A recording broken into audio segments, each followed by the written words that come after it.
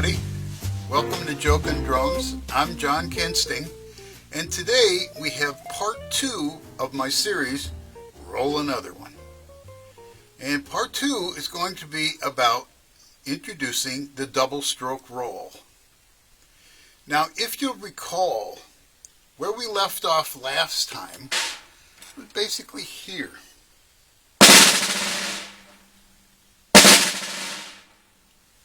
The bounce. Here we have, as we've seen before, the sound waveform of a bouncing object. And what we want to do here now is to concentrate and focus on the first 2 sounds being made.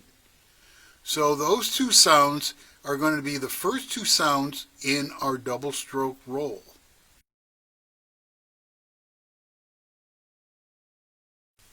So these first 2 notes are going to be played as doubles, using either your right hand or your left hand. Now notice that obviously you would like the sound of a right hand double to match as closely as possible to the sound of the left hand double. That's going to lead to a nice even roll. Next, let's switch to my picket fence analogy and take a look at the visual that represents the double played with the left hand.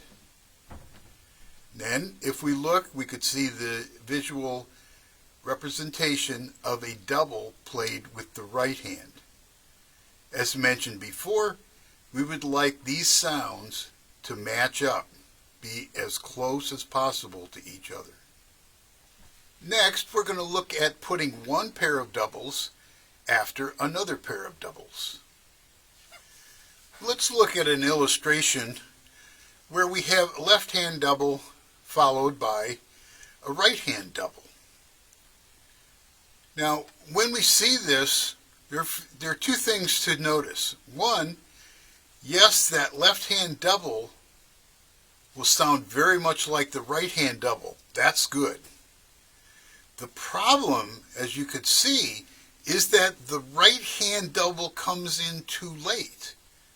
While we should see 4 equally spaced pickets, we see 2 and then a gap and then the next 2. That gap is problematic. Executing a roll in this flawed manner, the results will sound something like this. Now, I'm exaggerating. You get the idea. Hear that gap between each pair? Let's take a look at another problematic example. In this case, we have initially, we're left hand double, which is fine. Next, we start a right hand double, and note that we start that double at exactly the correct time. And I should point out that when you play a double stroke roll, your initial double, your first 2 notes, will determine exactly where that next and third note belongs.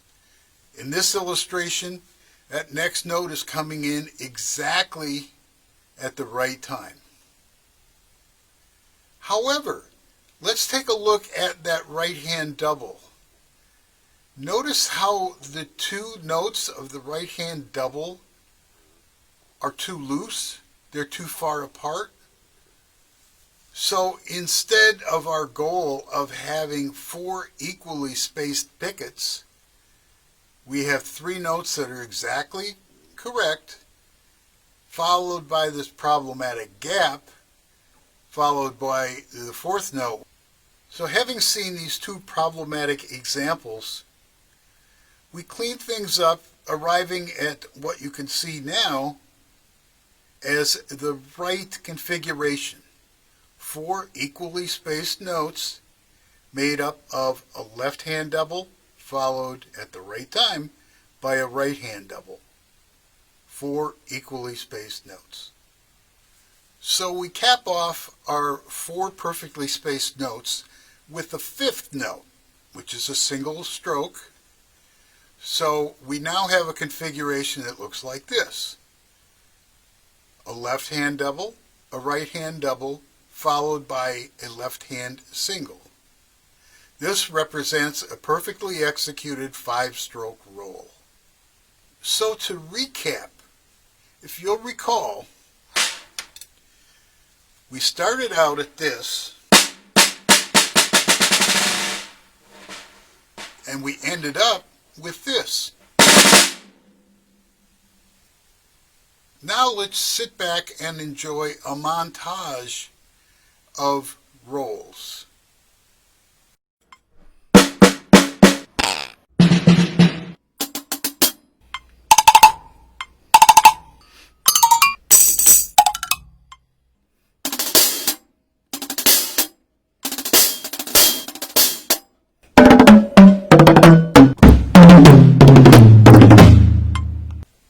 While I was tempted to wrap things up at this point,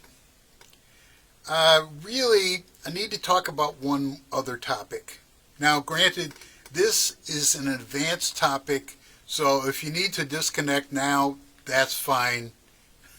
Thank you and goodbye.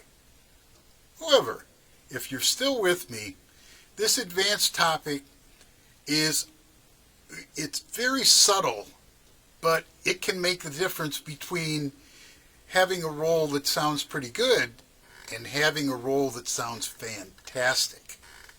Okay, I'm going to show you two visuals. Okay, the top visual we've seen before, and as I've mentioned, it represents a perfectly executed 5-stroke roll. Let's look at the lower illustration. That lower illustration is a bit different.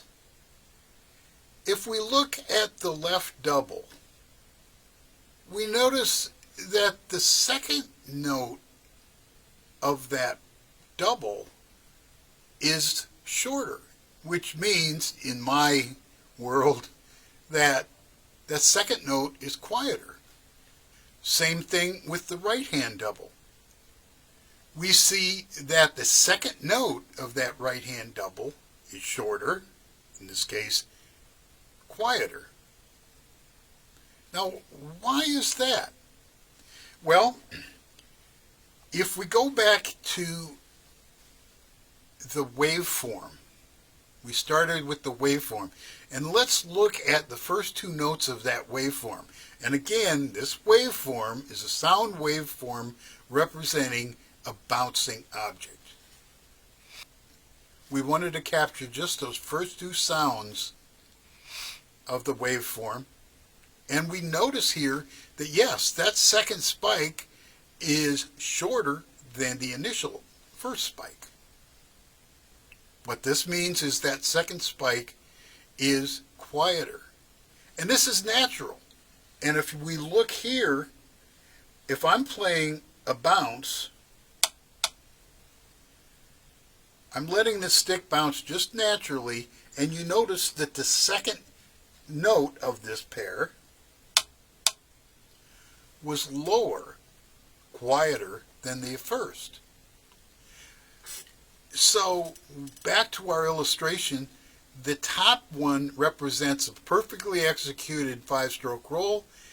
The bottom one represents what really comes naturally unless you make an adjustment, a flawed 5-stroke roll. So let's return to the double itself and see how we can make the fix. Bottom line is that when you play a double, instead of letting that stick bounce naturally, you want to push that second note.